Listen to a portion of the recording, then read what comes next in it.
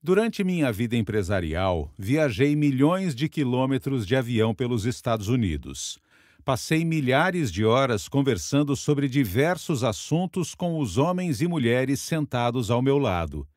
Ouvi-os reclamar do emprego, do cônjuge, dos filhos, dos chefes e, é claro, da vida em geral.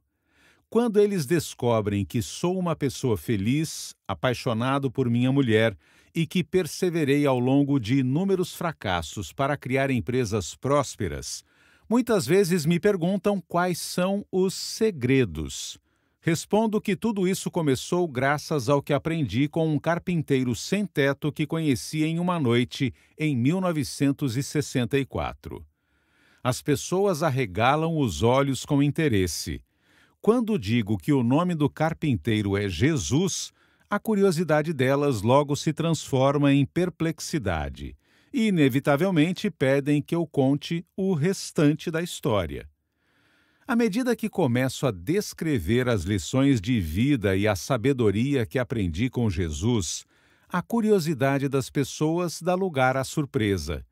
Será que é verdade? Parecem perguntar a si mesmas. Quando, porém, me ouvem contar como meu pensamento, minha atitude e minhas crenças foram moldadas pelas lições aprendidas com Jesus, o espanto se transforma em admiração e o ceticismo em questionamento aberto. Essas conversas me fizeram descobrir a incrível quantidade de mal-entendidos que existe a respeito de Jesus de Nazaré. Quase todas as pessoas o consideram um líder religioso, o fundador do cristianismo. Outras o veem simplesmente como o maior professor de princípios morais. Algumas conhecem tão pouco os textos e documentos históricos a seu respeito que acham que ele não passa de um mito ou uma lenda. E quase todas avaliam mal a importância que a vida e os ensinamentos de Jesus podem ter para a sua própria vida. Ao pensar nele apenas como um líder religioso, as pessoas deixam de descobrir tudo o que ele é capaz de fazer para moldar o pensamento e inspirar a vida delas. Por isso, muitas vezes são tomadas de incerteza, frustração, fracasso, ansiedade, desânimo, depressão ou até mesmo desespero. A verdade é que Jesus não tinha nada a ver com religião. Ele tinha tudo a ver com realidade. Aquele com quem caminhamos. Durante a Grande Depressão, um jovem se retirou desesperado de um banco depois de ver negado o empréstimo necessário para salvar sua empresa. Na saída, esbarrou em Henry Ford. Percebendo seu olhar angustiado, Ford perguntou o que o afligia. O rapaz contou que todos os bancos que visitara tinham rejeitado seu pedido de empréstimo. Ford disse simplesmente: "Venha comigo." Os dois andaram um pouco mais até chegar a outro banco. Dessa vez, quando abriram a porta, Henry abraçou o rapaz por um breve instante. Depois, chamou-o pelo nome e disse num tom de voz alto bastante para que todos no banco o ouvissem: "Vamos nos encontrar em breve." Em seguida, sussurrou para o jovem: "Vá até o gerente pedir seu empréstimo." O rapaz murmurou, mas nada mudou. Henry sorriu e disse: "Uma coisa de fato mudou.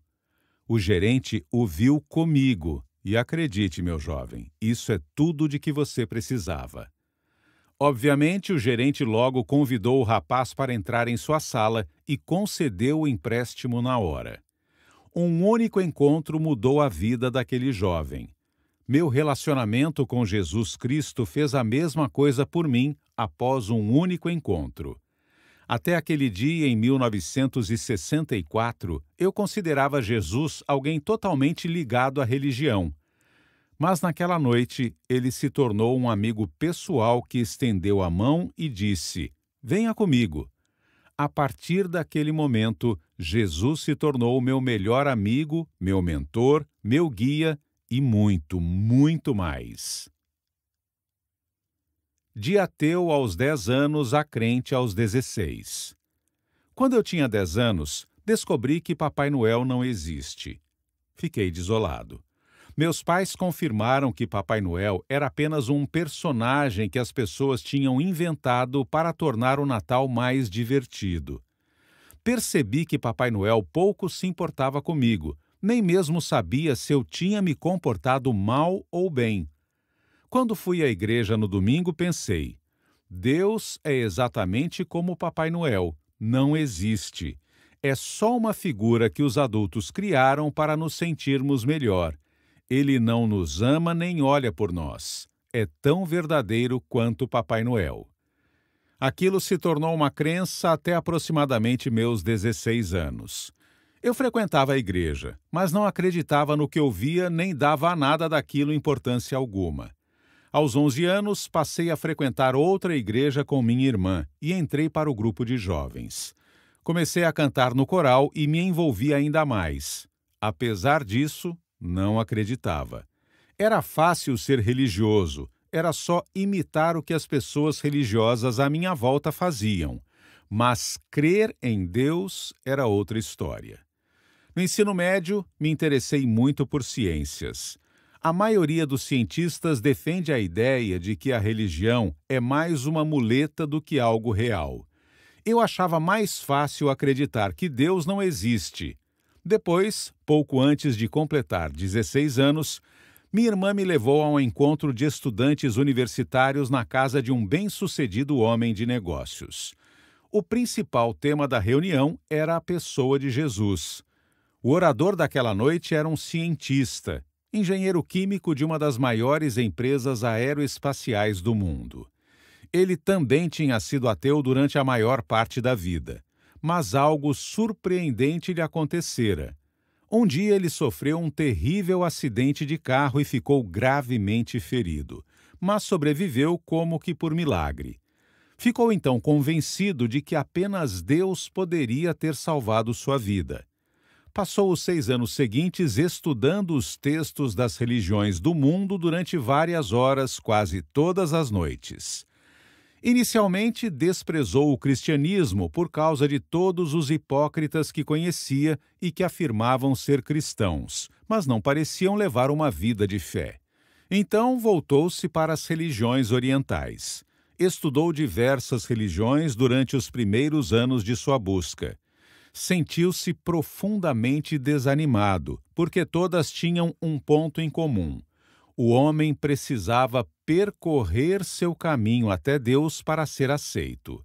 Por fim, tomado pelo desespero, decidiu pesquisar o cristianismo, lendo a Bíblia e vendo o que Cristo tinha a dizer. Para sua surpresa, Jesus não falava de religião. Falava de um relacionamento com Deus que as pessoas podiam adotar por meio de uma relação íntima com Cristo. Diferentemente de todas as outras religiões que estudara, o cristianismo, segundo a explicação de Jesus, não estava ligado a um esforço para alcançar Deus, mas ao esforço de Deus para alcançar os seres humanos, por meio do sacrifício de seu filho. A convicção com que o renomado cientista proferiu aquelas palavras me arrebatou. Depois da reunião, fui procurá-lo. Ele me perguntou: "Você faz alguma coisa em casa para ajudar seu pai?" "Corto a grama", respondi. "Por quê?" perguntou ele. "Porque meu pai tem problemas de coluna e essa é uma maneira de ajudá-lo." "Você realmente faz isso para que ele o aceite e o ame?" "Não, faço porque o amo. Ele é meu pai." "E ele o ama porque você corta a grama?" prosseguiu ele.